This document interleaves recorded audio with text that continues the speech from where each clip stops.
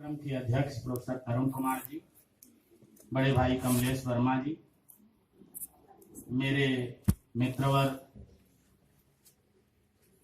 Doctor Prabhat Kumar Mishra ji, doctor Lakshman Prasad ji, Shivshankar Singh ji, सभागार में सामने बैठे professor Chandrakala Tripathi ji, professor Balraj Pandey ji, professor के सिंह जी, आदरणीय मंगल मूर्ति जी और साहित्य के सुधी विद्वज्जन।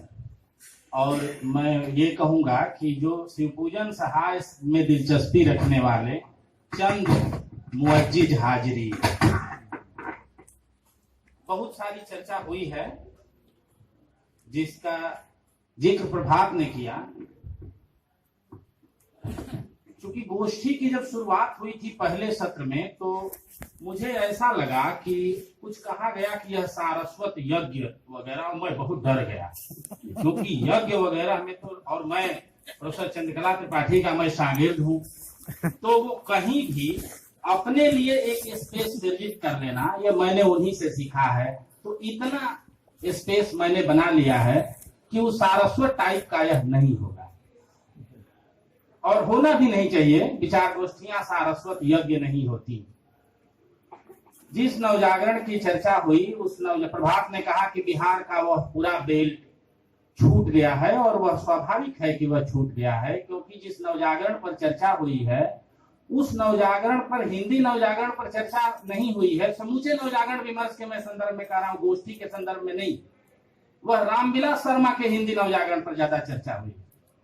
इसलिए आप देखिए, बिहार नहीं, आप गौर से देखिए, सुदूर पश्चिमी प्रांत हरियाणा, जो हिंदी नवजागरण का बेल्ट है, जिसको कहते हैं आप पश्चिमोत्तर प्रांत, उसके मशहूर लेखक माधव प्रसाद मिश्र की कितनी उपेक्षा है। और माधव प्रसाद मिश्र अकेले ऐसे लेखक हैं जो द्विवेदी युग में द्विवेदी जी की जो औपनिवेशिक आधुनिकता है उसके खिलाफ लड़ाई छेड़ते हैं। वो सनातनी है, वो भारत धर्म महामंडल से जुड़े हुए व्यक्ति हैं, और उन्होंने द्विवेदी जी के खिलाफ एक लेख ही लिखा, बेबर का भ्रम। एक खास तरह की बुद्धि विवेकशीलता उस नवजागरण के दौर में, जिसकी उपज है शिवपूजन सहाय। शिवपूजन सहाय इसलिए महत्वपूर्ण है, इसलिए तो महत्वपूर्ण है कि उनका लेखन का परिमाण और उसकी रेंज बहुत बड़ी है, रचनात्मक वैचारिक सब।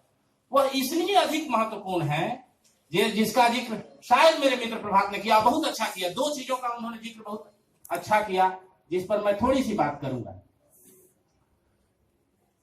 बनारस में जब वो आते हैं तो उनकी प्रारंभिक, जिनके साथ उनकी बैठकें शुरू होती हैं, वो है पंडित राम नारायण मिश्र, सभा के संस्थापक, नागरिक चाणी सभा। हिंदी आंदोलन का बीज, हिंदी के प्रति निष्ठा शिवपूजन सहाय के भीतर भरने वाले व्यक्ति हैं राम नारायण मिश्र। राम नारायण मिश्र भारतेंदु युग और द्विवेदी युग को जोड़ने वाले व्यक्ति हैं। रामविलास जी ने महावीर द्विवेदी और हिंदी नवजागरण में उनकी विस्तार से चर्चा की। शिवपूजन सहाय उनसे जुड़ते हैं। दूसरे,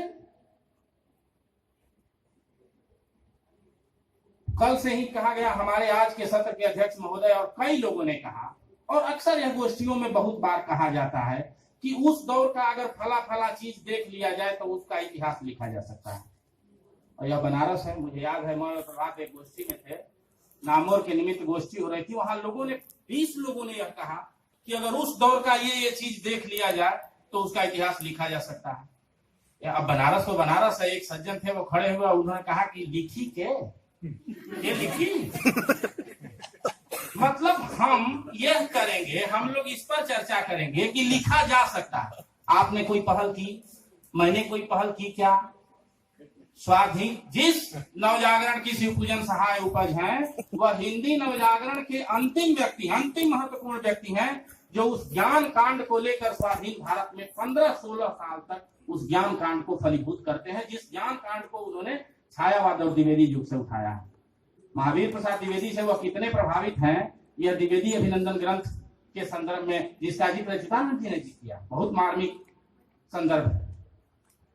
द्विवेदी जी के उन पूरे बंडलों को तो शिवपूजन सहाय भी नहीं देख पाए थे, जो काम था द्विवेदी जी का। 6-7 बंडलों को ही देखा था।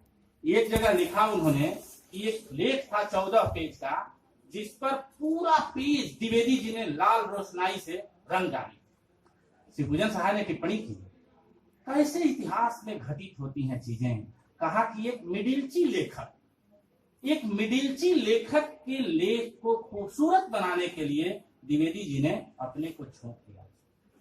आप गौर से देखिए, कहना न होगा कि शिवपूजन सहाय का स्वास्थ्य, उम्र का बड़ा हिस्सा, समय तमाम मिडिलची लेखकों के लेख को उन्नत बनाने में लगा। अगर वह नहीं करते तो वो बड़े काम कर सकते।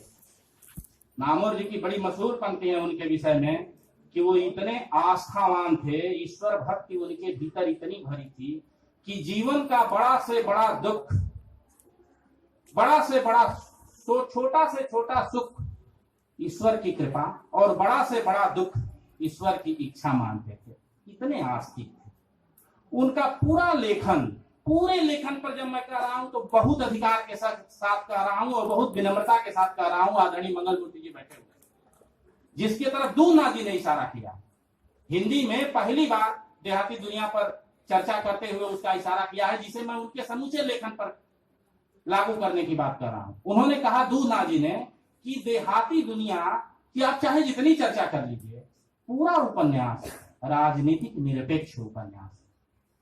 पूरे उपन्यास को पढ़ जाइए, आपको कहीं उसमें 20, 21, 22, 25 के भारत की राजनीति नहीं दिखेगी। समाज चिंतन है, वह गांधीवाद से प्रभावित है। गांधीवाद का जो दक्षिण पंथ है, गांधी के भीतर का जो दक्षिण पंथ है, शिवपूजन बाबू उससे ज्यादा प्रभावित। ग्राम सुधार वाले प्रसंग में मैं कह रहा हूं, स्त्रियों के प्रसंग में मैं कह रहा हूं, वो विधवा विवाह के समर्थक है, लेकिन अक्षत यमुना उसके समर्थक है, क्योंकि भारत धर्म महामंत्र। इसलिए मैं कहता हूं कि नवजागरण पर जब बात की जाए तो बड़ी सावधानी से की जाए। वो किसी तरह से इसका मतलब यह नहीं है कि शिवपूजन सहाय प्रतिगामी लेखक हैं, उन पे आप दक्षिण पंथ खोजिए, ये कहने का मतलब नहीं। कहने का मतलब है कि वो कहां कहां क्या कहते हैं, आप इसकी देखिए। पूरे उनके वैचारिक लेखन में क्या यह बात गौर करने योग्य नहीं है कि उसमें राजनीति नहीं है? 42 के आंदोलन की ताक डायरियों में भी आपको नहीं मिलेगी। क्या यह गौर करने की बात नहीं है? कहीं गांधी जी का संदर्भ प्रभात ने अच्छा किया कि उसको दिखाया, और वो है साहस के संदर्भ में मैं नहीं कर रहा। पूरा लेखन राजनीति से निरपेक्ष है। उनके लेखन का वह ग्लोरियस हिस्सा, उनके वह संस्मरण है जिनके द्वारा कहा गया कि इतिहास लिखा जा सकता है। इतिहास लिखा जा चुका है, इतिहास लिखा है उस पूरे दौर का लोगों ने। और उनके अत्यंत ही अभिन्न मित्र विनोद शंकर व्यास ने तो मुकम्मल किताब लिखी है, प्रसाद और उनके समकालीन। जितनी उपेक्षा आप कहते हैं, वो सामग्री देखने पर ऐसा नहीं लगेगा कि उतनी उपेक्षा हुई है। 1958-57 के आसपास दो लोग शिवपूजन सहाय पर नए ढंग से विचार कर रहे थे। ये हमारी जहालत है कि हमने उसे देखा ही नहीं, हम उसे देखने की जहमत नहीं लेना चाहते। ये हमारी समस्या है। शिवपूजन सहाय का दो लोग मूल्यांकन 57, 58, 59 के दौर में कर रहे थे, तो दोनों बहुत महत्वपूर्ण था। इत्तेफाक से दोनों उनके मित्र थे। शांति प्रिय द्विवेदी का एक लेख है, ये बहुत अच्छा लंबा लेख है, शिवपूजन सहाय की साहित्य साधना। और विनोद शंकर व्यास ने तो जो लिखा, प्रसाद और उनके समकालीन, कलम तोड़ दी शिव जी पर लिखते हुए। वैसा विनोद शंकर व्यास नहीं लिख सकते। 10 साल जो बनारस में रहा, शिवपूजन सहाय रहे, कोई ऐसा दिन नहीं हुआ कि प्रसाद, विनोद शंकर व्यास और प्रसाद के भांजे एक साथ बैठते न। वो कितने बड़े व्यक्ति थे, आप इससे अंदाजा लगाइए कि महाकवि प्रसाद अपनी कोई रचना पहली बार शिव जी से पढ़वाना चाहते थे कि उसे उन्होंने पढ़ा कि नहीं। तितली 30 दिन उनके पास रखी रह गई, पत्नी की तबीयत खराब थी। बक्सर से उन्होंने जो खत लिखा तितली के विषय में कि ऐसा है, ऐसा है, ऐसा है। कितने बड़े बड़े रंगभूमि, पूरा रंगभूमि शिव जी का करेक्शन किया हुआ है। कामायनी का अंग्रेजी अनुवाद इसी बनारस हिंदू यूनिवर्सिटी के प्रोफेसर साहनी साहब ने जो अंग्रेजी अनुवाद किया, विनोद शंकर व्यास ने कहा कि इसे शिव जी को दिखा दीजिए। यह भरोसा था शिव जी का, यह यह कद था हिंदी में कि उनसे जयशंकर प्रसाद जैसा व्यक्ति उन्हें अपनी रचना दिखाता था और अभाव दुर्दिन वो सब उसकी बड़ी चर्चा हुई है। मैं जिस बात का जिक्र करना चाहूंगा वो संक्षेप में शिवपूजन सहाय मारवाड़ी सुधार से जो यात्रा शुरू करते हैं और जो मतवाला तक जाते हैं, मतवाले से जब वह निकलते हैं दुलारे लाल भार्गव माधुरी के लिए, तो एक खास प्रसंग है जिसका जिक्र रामविलास जी ने किया है। उसका जिक्र रामविलास जी ने किया है, वो पैसे का प्रसंग है और शिव जी वहां से छोड़ते हैं और जाते हैं। हालांकि लखनऊ में भी वो जम नहीं पाते, फिर आते हैं। उसी दौरान उन्होंने एक विनोद शंकर व्यास को खत लिखा।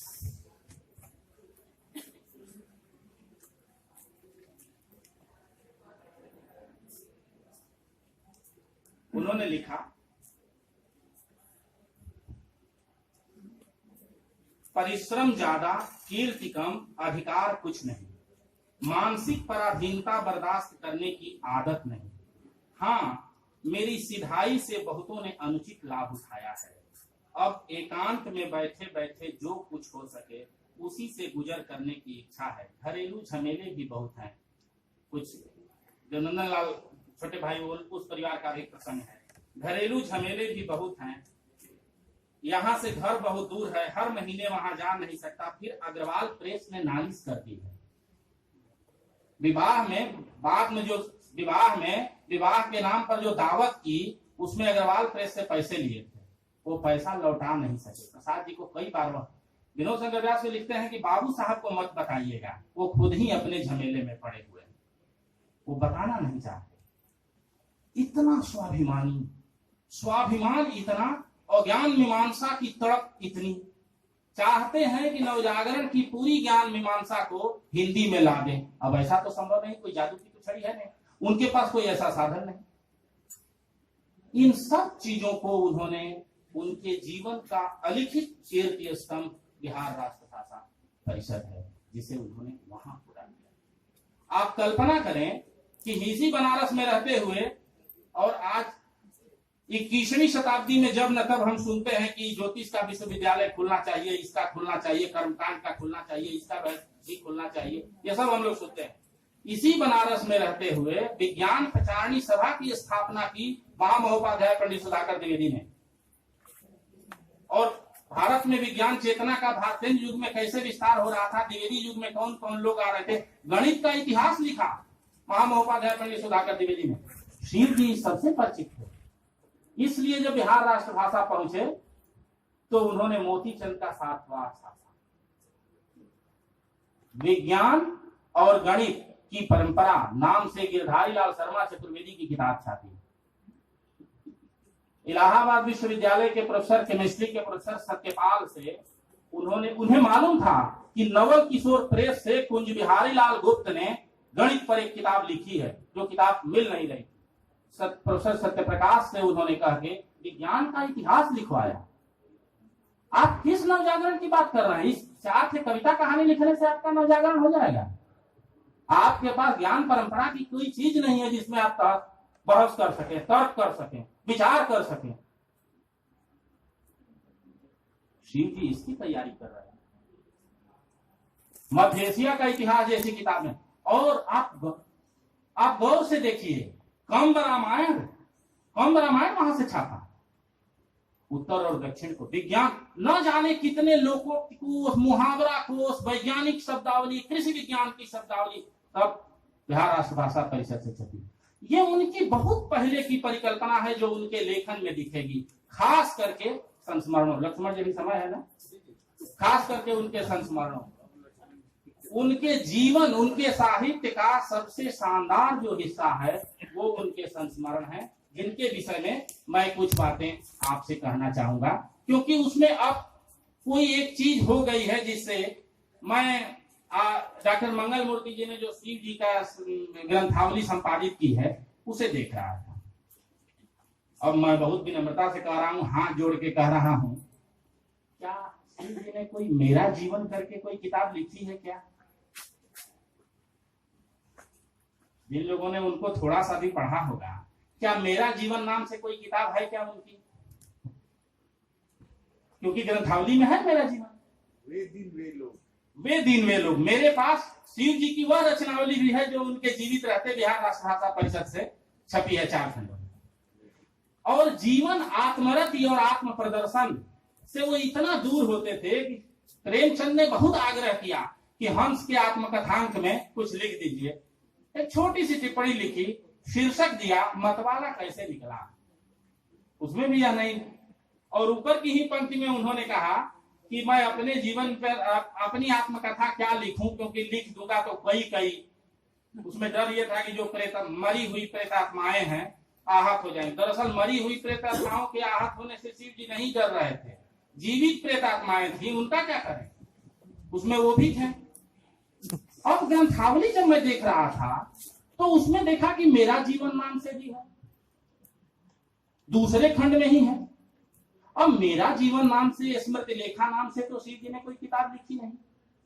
मैं इतना चक्कर में, इतना परेशान, मुझे लगे कि अब क्या। और यह जिंदगी से कह रहा हूं और इस पर बहुत ज्ञान, क्योंकि इस तरह का धोखा नवजागरण के अध्ययन के संदर्भ में पहले भी हो चुका है, इसलिए मैं आगाह कर रहा हूं। हमारे गुरुओं के गुरु प्रोफेसर विजय शंकर मल्ल ने जब प्रताप नारायण मिश्र की ग्रंथावली निकाली नागरिक चाणी सभा से, तो बहुत सारी चीजें अपने मन से काट दी उसमें। अब प्रताप नारायण जी पर जिन लोगों ने उस ग्रंथावली के आधार पर अपनी राय बनाई वो गलत निष्कर्ष पर पहुंचे। मसलन वसुधा डालमिया, फ्रेंचेस्का और सनी, उन्होंने सबने उसी ग्रंथावली को आधार बनाया। मेरा जीवन नाम से, जहां तक मेरी स्मृति है, मेरा जीवन नाम से मंगल मूर्ति जी ने शिव जी के संस्मरणों से उनके जीवन पर हिस्से निकाल लिए। ये किताब पहली बार मेरे ख्याल से सारांश प्रकाशन से छपी। और स्मृति लेखा नाम से जो उन्होंने दूसरे से संदर्भित थी वो अलग कर दिया, यह अलग कर दिया। मैं पूरी विनम्रता से फिर भी कह रहा हूं, यह नवजागरण की सामग्री के साथ इतना बड़ा घालमेल है, कम से कम ग्रंथावली आने पर तो वह ओरिजिनल सामग्री उसी तरह रहने दी जाती। अब उसको पढ़ते हुए वह तारतम्यता, वह कंटिन्यूटी नहीं बनती है, जैसे मालवीय जी पर उन्होंने लिखा है। और पूरा प्रसंग हिंदू विश्वविद्यालय का चल रहा है, अचानक से मेरे जीवन वाला प्रसंग आपको परेशान करने लगेगा कि यहाँ यह कैसे। ग्रंथावली को संपादित करते हुए इस बात का ध्यान न रखना, वो आगे चलकर इस नवजागरण के अध्ययन में, शिव जी के अध्ययन में इतना बड़ा परेशानी का कारण बनेगा जिसकी आप कल्पना नहीं कर सकते। क्योंकि उसी आधार पर उस लोकवृत्त में उनका मूल्यांकन होना है, उसी ग्रंथावली के आधार पर उसका मूल्यांकन होना है।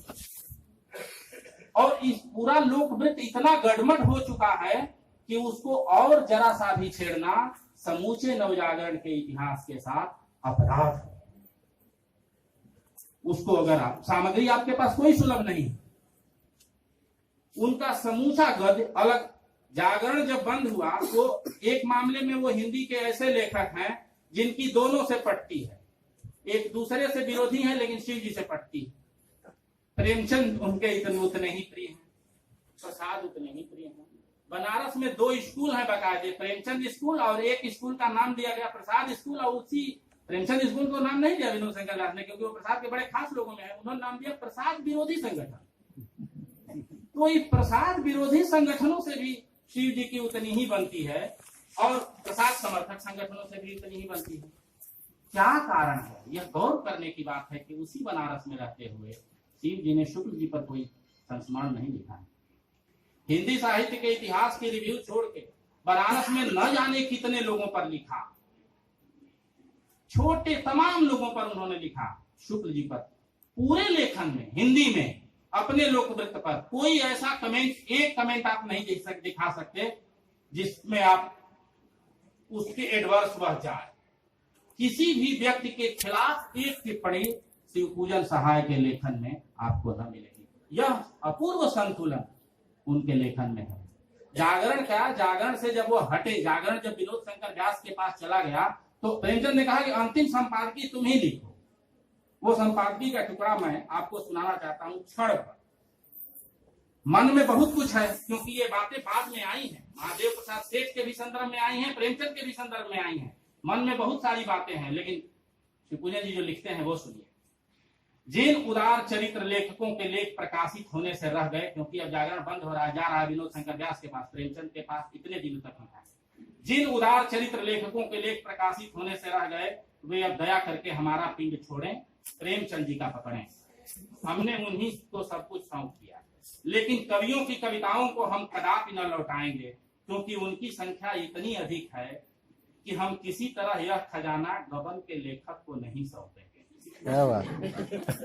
गबन के लेखक को नहीं। कलकत्ते से एक साहित्यिक मित्र लिखते हैं, हिंदी संसार के सुपरिचित नवयुवक शांति प्रिय द्विवेदी आजकल बनारसी दास चतुर्वेदी के साथ हाथरस की सैर करने गए हैं।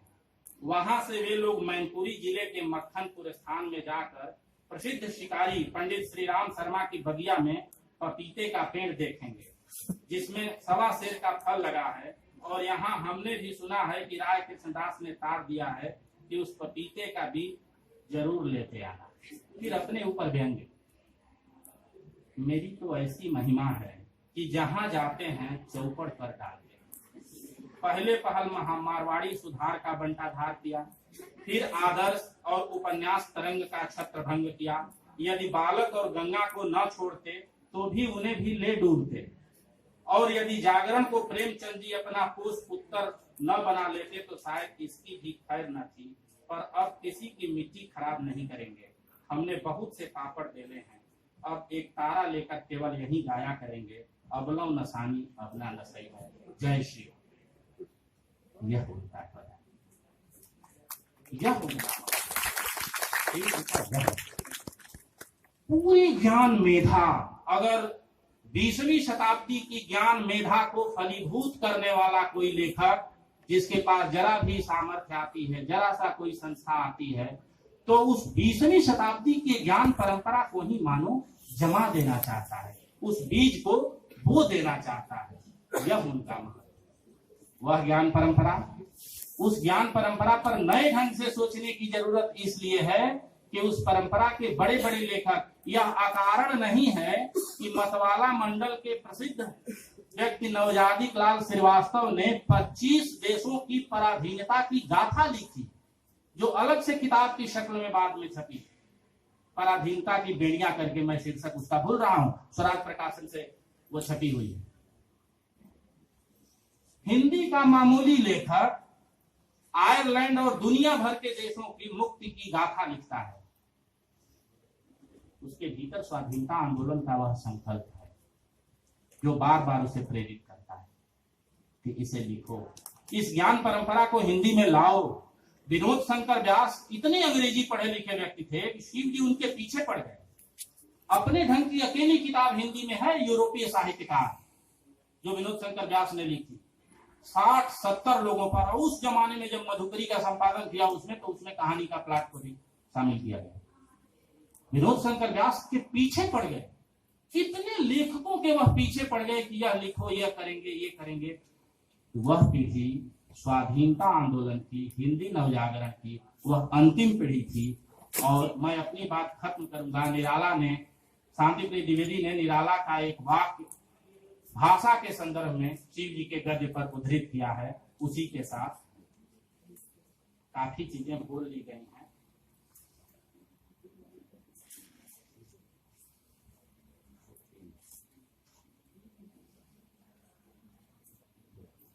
प्रसंग चल रहा है कि किस छायावादी गद्य को अगर देखना हो तो हम लोग अक्सर कह देते हैं कि प्रसाद का गद्य देखिए, पंत का देखिए, महादेवी, शिव जी का गद्य। हम नहीं कहते कि शिव जी के गद्य पर विचार करिए। छायावादी गद्य का सर्वोत्तम रूप शिव पूजन सहाय के गद्य में दिखता है। निराला एक प्रसंग है, वो पूछते हैं शांति प्रिय द्विवेदी से, ऐसे भी महाकवि की नहीं बनती है। पता ना वह कैसे बैठे हैं, अब पूछा उन्होंने, तो निराला ने कहा, पंत और शिव पूजन दोनों की भाषा संस्कृति संस्कृत निष्ठ है, किंतु शिव पूजन है आस्तिक गृहस्थ, पंत है श्रद्धालु कवि कुमार। यद्यपि दोनों की भाषा में चित्र राग है, तथापि गार्हस्थ्यिक बंधन की तरह शिव पूजन की भाषा विधि विधान से बधी है। वही कहीं कहावतों और मुहावरों से वह टकसाली भी हो गई है। पंत की भाषा उन्मुक्त है, यहाँ तक कि व्याकरण के नियमों में भी वह कलात्मक क्रांति करती है, स्थूल को सूक्ष्म का बोध कराती है। एक है क्लासिक, दूसरा है रोमांचिक। शिव पूजन की भाषा में भारतीय संस्कार अधिक है पंथ की आत्मा तो भारतीय है, किंतु उस पर अंग्रेजों का भी पर्याप्त प्रभाव है। निराला की यह टिप्पणी। इसी के साथ आपने मुझे ध्यान से सुना और इस गोष्ठी के लिए एक बार मैडम को पुनः बधाई, और इस सत्र में मुझे बोलने का मौका मिला, इसके लिए संचालक महोदय को बधाई। आप सबको मैं प्रणाम करके विदा।